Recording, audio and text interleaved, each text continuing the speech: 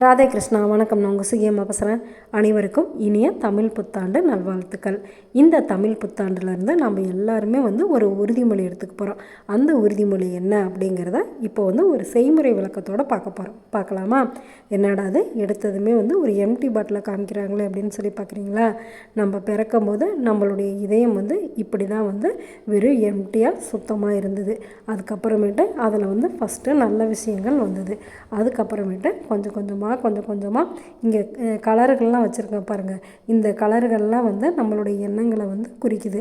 இதில் எந்த கலர் நல்ல எண்ணங்கள், எந்த கலர் கெட்ட எண்ணங்கள் அப்படிங்கிறது எனக்கு தெரியாது.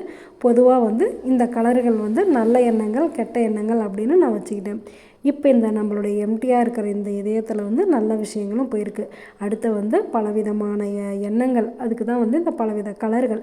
இந்த பலவிதமான எண்ணங்கள்லாம் போக போக அந்த இதயம் என்ன ஆகிடுது, அப்படியே அதோட நிறமே மாறி அது கெட்டு போயிடுது. நாம் பேசி பேசி அடுத்தவங்க மனசை நாம்ளும் கெடுத்துறோம். அடுத்தவங்க பேசுகிறதுனாலே நம்ம மனசும் கெட்டு போயிடுது. இதுக்கு ஒரே ஒரு தீர்வு என்ன அப்படின்னாக்கா, நம்ம யாருக்கிட்டேயும் முடிஞ்ச வரைக்கும் பேசாமல் இருந்தோம்னாவே கடவுளை தவிர வேறு யாரையும் நம்ம பிடிச்சிக்கிறதுக்கு வாய்ப்பு கிடையாது. எப்போவுமே கடவுளை நினச்சிக்கிட்டே இருக்கணும் அப்படிங்கிற ஒரே வாய்ப்பு தான் நம்மளுக்கு இருக்கும். அதனால் நம்ம என்ன பண்ணுறோம், இப்போ இந்த பாத்திரத்தில் இருக்கிற தண்ணி தான் கடவுள். இப்போ இந்த மாசுபட்டு இருக்கிற இந்த இதயத்தை இந்த கடவுள் அப்படிங்கிற இந்த நீர் அது உள்ளார போகுது. என்ன செய்ய போகுது அப்படின்னு சொல்லி பாருங்கள். இந்த நீர் கொஞ்சம் கொஞ்சமாக உள்ளே போக போக அந்த உள்ளார இருக்கிற அழுக்கெல்லாம் என்ன ஆகுது, அப்படியே வெளியில் வருது. வெளியில் அந்த இறைவனோட நாமம் என்ன பண்ணுது, நம்மளுடைய மனசில், நம்மளுடைய ரத்தத்தில், நம்மளுடைய உடம்புல, நம்மளுடைய ஒவ்வொரு மயிர்காலிலையுமே அந்த இறைவனுடைய நாமம் நிறைஞ்சிருக்கு. அப்படி அந்த இறைவனுடைய நாமம் நிறைய நம்ம மனசு சுத்தமாயிடுது. ஃபஸ்ட்டு பாருங்கள், நான் இந்த மல்லிகைப்பூ மட்டும்தான் போட்டேன். ஒருவேளை இந்த பூ மிதந்து கூட வெளியில் வந்திருக்கலாம். ஆனாலுமே இந்த பூ அப்படியே அந்த தண்ணியிலேயே நிற்கிது. கடவுளுடைய நாமங்கள் நம்ம மனசில் எப்போ நிறைஞ்சு இருந்தது அப்படின்னாக்கா, நம்ம மனசு எப்போவுமே சுத்தமாக இருக்கும் அப்படிங்கிறத இந்த செய்முறை மூலமாக உங்களுக்கு காமிச்சிருக்கேன். இது உங்களுக்கும் பிடிக்கும் அப்படின்னு சொல்லி நம்புகிறேன்.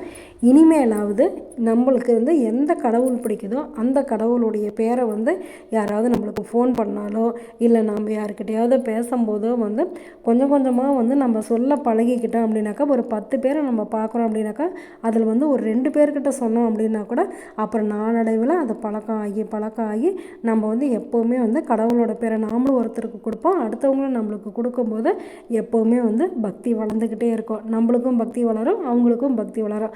இதை தான் சமர்த்தர் ராமதாசர் ரொம்ப கடுமையாக சொல்லியிருக்காரு.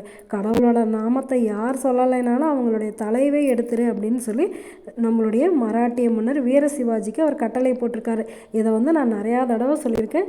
இருந்தாலுமே ஒவ்வொரு தடவையும் கடவுளோட பேரை சொல்ல நம்மளுடைய இதயம் சுத்தமாகும் அப்படிங்கிற நம்பிக்கையோட இந்த சித்திரை 1லேருந்து என்ன பண்ணுவோம், தினமுமே கடவுளோட பேரை சொல்லிக்கிட்டே இருப்போம். சொல்லிடலாமா?